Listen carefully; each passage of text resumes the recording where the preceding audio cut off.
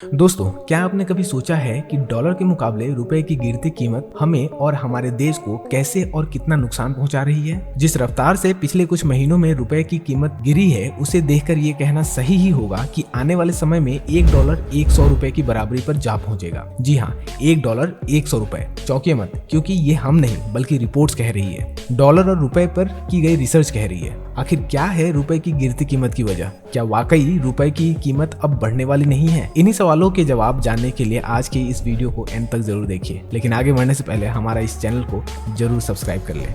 चलिए शुरुआत करते हैं उस दौर से जब हमारा $1 लगभग $1 के बराबर ही था। जी हाँ, जिस साल हमें आजादी मिली यानी कि साल 1947 में 3.3 रुपए की कीमत $1 के बराबर थी और आज साल 2022 में इसकी कीमत गिरकर $1 79.2 रुपए पर जा पहुंची है। अब आप कहेंगे कि ये तो हम जानते ही हैं कि रुपए की कीमत गिरती चली जा रही है, लेकिन ये तो बताओ कि आखिर ऐसा हो क्यों रहा है? दोस्तों, किसी भी देश की करेंसी की वैल्यू तब गिरती है जब उसका इंपोर्ट ज्यादा और एक्सपोर्ट कम हो जाए, यानी कि वो अपने देश के सामान को बेचने की तुलना में बाहर के सामान ज्यादा खरीदने लगे। अभी की रिपोर्ट के मुताबिक भारत दूसरे देशों जैसे अमेरिका, रूस से जितना मात्रा में सामान खरीद रहा है उतना बेच नहीं पा रहा, या यूं कहिए कि विदेशी कंपनीज को भारत से एक पॉइंट के बाद उन्हें कुछ खरीदने को दिख ही नहीं रहा। इसके अलावा साल 2020 में आए कोरोना ने भी रुपए को नीचे गिराने में बड़ी भूमिका निभाई है, जिसकी वजह से टूरिज्म और ट्रैवल सबसे ज्यादा इम्पैक्ट हुआ है। अब वैसे तो देश का सबसे बड़ा बैंक यानी कि RBI चाहे तो अपनी पॉलिसीज को पेपर पर बदलकर $1 की कीमत $1 के बराबर आसानी से ला सकता है,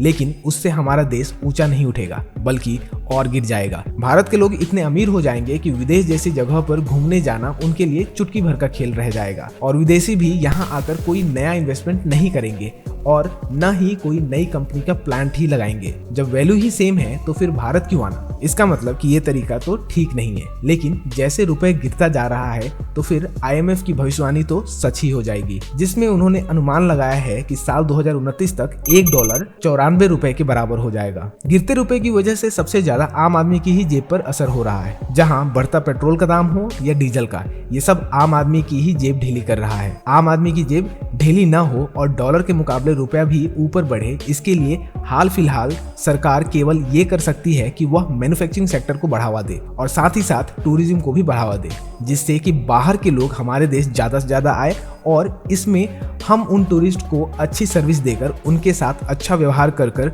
इस बुरे वक्त में अपने देश के काम आ सकते हैं। फिर देखिएगा कैसे $1 100 के बराबर का अनुमान धराशायी हो जाएगा। आपकी इस बारे में क्या राय है, हमें कमेंट करके जरूर बताएं। और अगर आप ये जानना चाहते हैं कि सरकार ज्यादा से ज्यादा नोट छापकर सबको अमीर क्यों नहीं कर देती और देश से गरीबी क्यों नहीं मिटा देती, तो राइट वाले वीडियो को जरूर देखिएगा। इस वीडियो को यहाँ तक देखने के लिए आपका बहुत बहुत धन्यवाद।